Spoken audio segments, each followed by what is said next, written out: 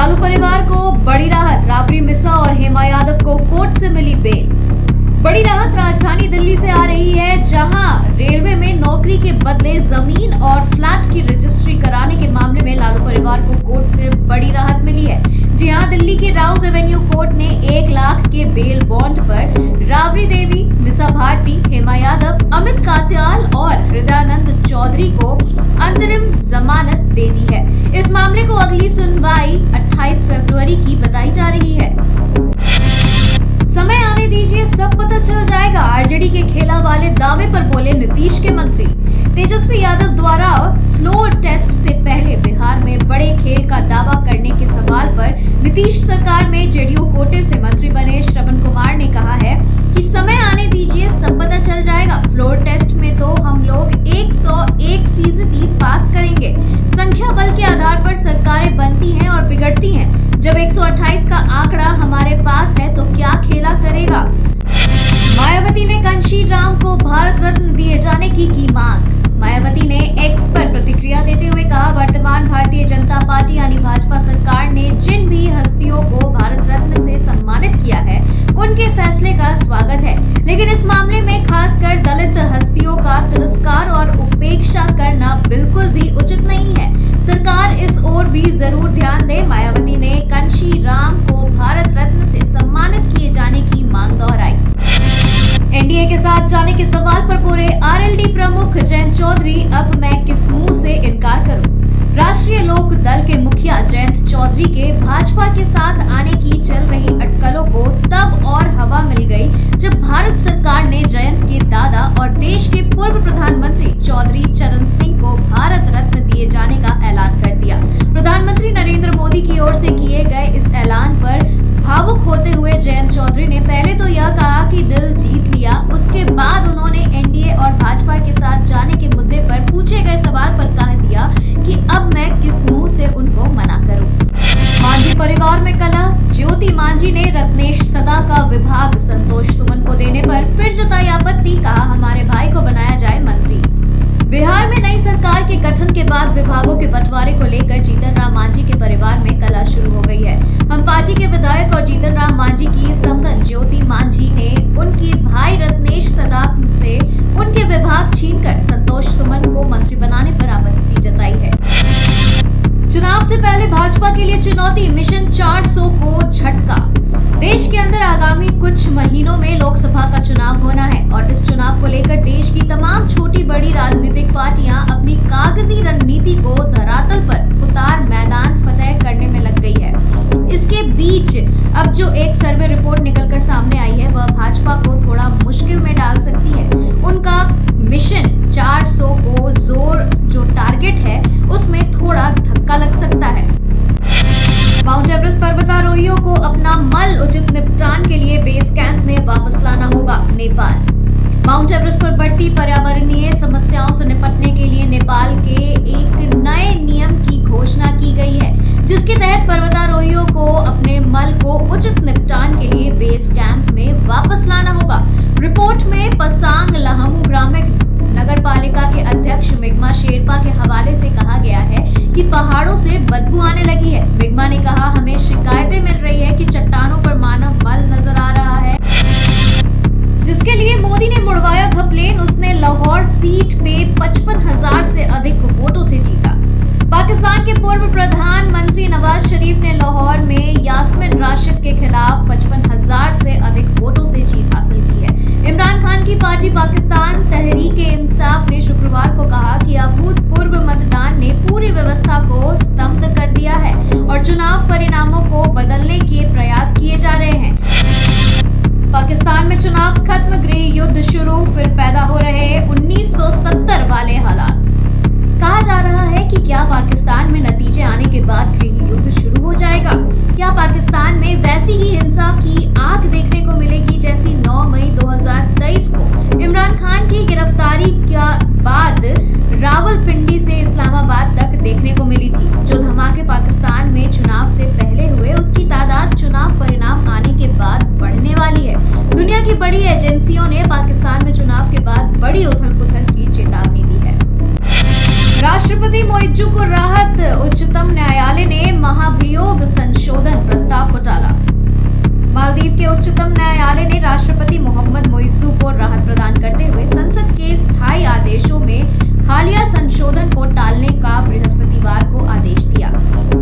संशोधन से विपक्षी सांसदों के लिए राष्ट्रपति और उपराष्ट्रपति पर महाभियोग चलाना आसान हो गया था। मालदीव के संविधान के मुताबिक राष्ट्रपति या उपराष्ट्रपति के खिलाफ महाभियोग प्रस्ताव के लिए संसद के 2/3 सदस्यों की मत की आवश्यकता होती है। ईरान के सुप्रीम लीडर का Facebook Instagram account suspend, Meta ने बताई ये वजह। फेसबुक और इंस्टाग्राम की मूल कंपनी मेटा ने गुरुवार यानी 8 फरवरी को कहा कि उसने सोशल मीडिया संगठन की समग्र नीति का उल्लंघन करने के लिए ईरान के सर्वोच्च नेता आयतुल्ला अली खामेनेई के खातों पर प्रतिबंध लगा दी है। मेटा प्रवक्ता ने समाचार एजेंसी AFP को बताया कि हमने हमारी खतरनाक संगठनों और व्यक्तियों की नीति का बार-बार उल्लंघन। जमीन के विवाद में खूनी खेल, कुल्हाड़ी से काटकर एक ही परिवार के 3 लोगों की हत्या, एक की हालात नाजुक। बड़ी खबर झारखंड के गुमला से आ रही है, जहां जमीन के विवाद को लेकर खूनी खेल हुआ है। जमीन को लेकर 2 पक्षों के बीच हुए विवाद के बाद इतनी बढ़ गई कि एक पक्ष ने कुल्हाड़ी से वार कर एक ही परिवार के 4 लोगों को काट डाला है और उनकी हत्या कर दी। 3 लोगों की मौके पर ही मौत हो गई, जबकि एक को गंभीर हालत में अस्पताल में भर्ती कराया गया। बिहार में अपराधियों के हौसले बुलंद, डॉक्टर से मांगी 20 लाख की रंगदारी। जमुई शहर के एक नई नामी ग्रामी डॉक्टर से अपराधियों ने फोन कर 20 लाख रुपए की रंगदारी मांगी थी। मामला बीते 6 फरवरी का बताया जा रहा है। इसके बाद डॉक्टर ने इसकी सूचना पुलिस को दी और इस मामले को पुलिस ने काफी गंभीरता से लेते हुए एक्शन लिया और आरोपी को धर दबोचा। सदर SDPO सतीश सुमन ने बताया कि पुलिस की एक विशेष टीम का गठन किया गया था और वैज्ञानिक अनुसंधान कर अपराधी को गिरफ्तार किया गया। शिवहर में 65 साल के बुजुर्ग की पीट कर हत्या, इलाके में सनसनी। घटना शिवहर के पुनरहिया थाना क्षेत्र के खैरा पहाड़ी वार्ड नंबर 1 की है, जहां आपसी विवाद के कारण एक बुजुर्ग की हत्या कर दी गई। बुजुर्ग को बेरहमी से पिटाई किया गया। पिटाई किए जाने से बुजुर्ग पूरी तरीके से घायल हो गया और अस्पताल ले जाने के दौरान उनकी मौत हो गई। घटना की सूचना पर SDPO अनिल कुमार पुनरिया थाना अध्यक्ष मौके पर पहुंचे, जिसके बाद छानबीन शुरू की गई। गया में अपराधियों का तांडव, फाइनेंस कंपनी से दिन दहाड़े 8 लाख की लूट। बिहार में अपराध थमने का नाम नहीं ले रहा। अपराधी इतने बेखौफ हो गए हैं कि एक के बाद एक क्राइम की वारदात को अंजाम देकर पुलिस को चुनौती देने का काम कर रहे हैं। इस वक्त की बड़ी खबर गया जिले से आ रही है, जहां अपराधियों ने फाइनेंस कंपनी को अपना निशाना बनाया है। फाइनेंस कंपनी के कर्मचारी और गार्ड को बंधक बनाकर हथियार बंद अपराधियों ने 8 लाख रुपए लूट लिए और मौके से फरार हो गए। तो चलिए अब एक नजर डालते हैं आज की बॉलीवुड अपडेट्स पर। तलाक के बाद भी आमिर खान के साथ उनकी एक्स वाइफ क्यों करती है काम, किरण राव ने किया खुलासा। किरण राव ने आमिर खान के साथ काम करने की अपनी भविष्य की योजनाओं के बारे में भी बात की और कहा, ऐसा इसलिए नहीं है क्योंकि मैं किसी भी तरह से AKP के साथ काम नहीं करना चाहती। मुझे लगता है कि यह एक ऐसी जगह है, यानी उनका प्रोडक्शन हाउस, जहां मैं जो भी बनना चाहती हूं उसे विकसित करने की आजादी मिल जाती है। कागज 2 का पहला पोस्टर जारी, अनुपम खेर ने दिवंगत अभिनेता सतीश कौशिक के लिए लिखा इमोशनल नोट। कागज 2 का पहला पोस्टर आज रिलीज हो गया है। जो लोग नहीं जानते उन्हें बता दें कि यह फिल्म पंकज त्रिपाठी स्टारर 2021 की फिल्म कागज का सीक्वल है। अनुपम खेर ने इंस्टाग्राम पर एक पोस्ट साझा किया, प्रिय सतीश कौशिक, आपके जुनूनी प्रोजेक्ट का ट्रेलर और दुर्भाग्य से आखिरी प्रोजेक्ट कागज 2 कल रिलीज हो रहा है। मुझे पता है कि आपने इस फिल्म को बनाने के लिए कितनी मेहनत की है। विक्रांत मैसी के जबरा फैन हुए बोमन ईरानी, 12th फेल देखने के बाद जमकर की तारीफ। बोमन ईरानी ने इंस्टाग्राम हैंडल पर युवा अभिनेताओं के एक समूह को प्रेरित करने के लिए मैसी की प्रशंसा करते हुए एक पोस्ट साझा किया।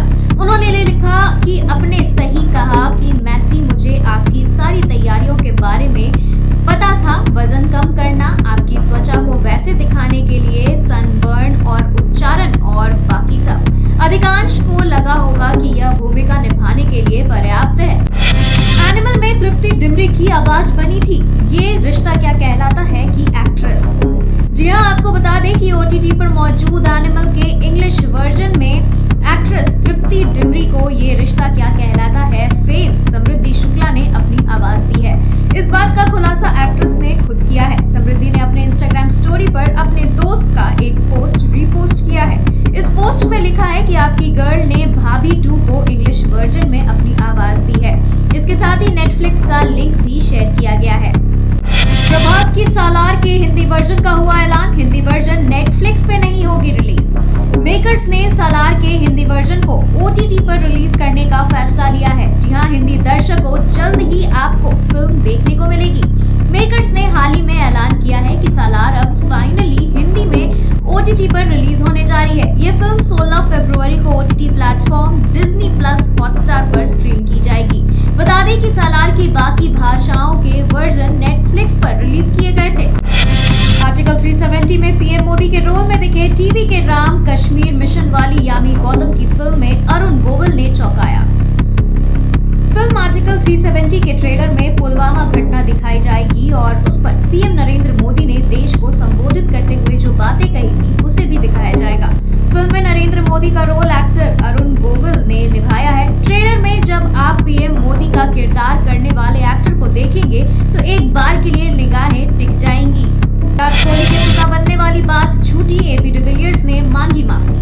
साउथ अफ्रीका के पूर्व बल्लेबाज एबी डिविलियर ने कोहली की प्राइवेसी लीक करने को अपनी बहुत बड़ी गलती बताई है। कुछ दिन पहले विराट कोहली के करीबी दोस्त एबी डिविलियर्स एक YouTube लाइव स्ट्रीम में कहा था कि कोहली पिता बनने वाले हैं और वे परिवार के साथ हैं, इसलिए उन्होंने इंग्लैंड के खिलाफ टेस्ट सीरीज से ब्रेक लिया है। लेकिन अब साउथ अफ्रीका में जारी SA-20 लीग के दौरान जब भास्कर ने एबी डिविलियर्स से कोहली के ब्रेक पर सवाल किया तो उन्होंने कहा कि क्रिकेट बाद में आता है और परिवार पहले। वरुण कुमार पर लगे रेप के आरोपों पर कोच फुलटन का बयान, कहा ध्यान भटकाने वाला और चुनौतीपूर्ण है। भारत के मुख्य कोच क्रेग फुलटन ने शुक्रवार को कहा कि डिफेंडर वरुण कुमार के खिलाफ बलात्कार का आरोप पुरुष हॉकी टीम का ध्यान भटकाने वाला है और FIH प्रो लीग में उनकी अनुपस्थिति को चोट के कारण झटका माना जाएगा। और अर्जुन पुरस्कार विजेता वरुण ने बलात्कार का आरोप लगने के बाद टूर्नामेंट से अपना नाम वापस ले लिया। वह इस आरोप से निपटने के लिए कानूनी विकल्प तलाश रहे हैं। चेतेश्वर पुजारा के नाम दर्ज एक और शतक, इंग्लैंड के खिलाफ टेस्ट स्क्वाड में वापसी की उम्मीद जगी। भारतीय टीम के सीनियर खिलाड़ी चेतेश्वर पुजारा रणजी ट्रॉफी में सौराष्ट्र की ओर खेल रहे हैं। इस दौरान उन्होंने राजस्थान के खिलाफ मुकाबले में 110 रनों की अहम पारी खेली। उनकी यह बेहतरीन पारी से उनकी टीम इंडिया में वापसी की उम्मीद जग गई है। दरअसल 7 से 11 जून 2023 को खेले गए मैच के बाद पुजारा ने भारत की ओर से कोई भी टेस्ट मैच नहीं खेला है, जिसके बाद उनकी इस शतकीय पारी ने भारतीय टेस्ट स्क्वाड का दरवाजा एक बार फिर से खटखटाया है। तीसरे टेस्ट से पहले टीम इंडिया को बड़ा झटका, सीरीज से बाहर हो सकते हैं श्रेयस अय्यर। भारतीय टीम के बल्लेबाज श्रेयस अय्यर इंग्लैंड के खिलाफ आखिरी 3 टेस्ट मैचों से बाहर हो सकते हैं। दरअसल इंडियन एक्सप्रेस की रिपोर्ट के अनुसार अय्यर ने फॉरवर्ड डिफेंस खेलते समय पीठ में अकड़न और ग्रोइन पेन की शिकायत बनाई।